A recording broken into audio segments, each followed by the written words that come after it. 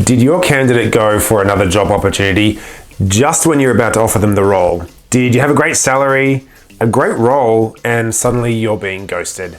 How much does it suck? Now, it could be because the other organization had something better. It could be because they were paying more money. It could be because your candidate is a bit of a pain in the bum. Or the fault could be with your process. G'day guys, it is Tasman from Kacha here, and all the things that I just mentioned has absolutely happened to me many times before. Now, last week we were talking about how hiring managers and different decision makers in recruitment processes often don't understand the big picture when it comes to diverse hire. And this week what we're going to talk about is how to humanize your recruitment process. So before we talk about what humanizing a recruitment process truly means, I want to share an age-old concept. People make decisions for emotional reasons and they justify them with logic. So what do I mean by that? Have you ever had a candidate make a decision that just leaves you perplexed?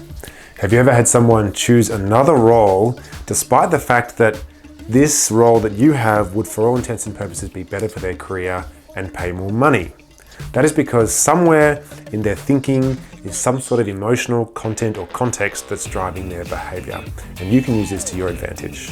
So let's walk through what traditional recruitment processes often look like and contrast it with what progressive processes look like, factoring in candidate emotional experience.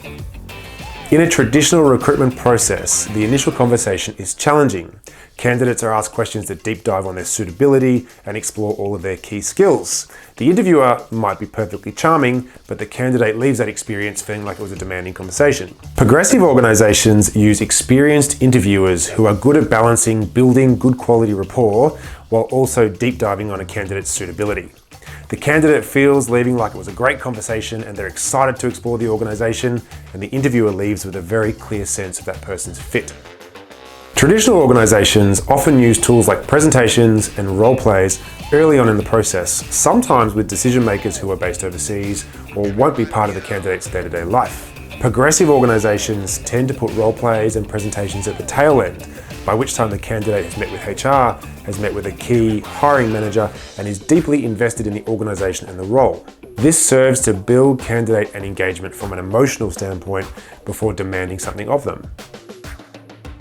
Traditional organizations tend to turn on the charms at the tail end of the process when they're sure that candidate is the one that they want. The conversations shift, rapport starts being built. But by then, it can be too late. Progressive organizations, on the other hand, roll out the red carpet from the beginning of the process. They're in a constant state of building rapport, commitment, and engagement from the candidate, knowing that if they decide that person is not suitable, so be it. But if they decide that that is the person that they want, they've already put extensive investment into that person and they'll be in a fantastic position to hold on to them, negotiate, and win that candidate. Now, there are many different ways to modify your recruitment process.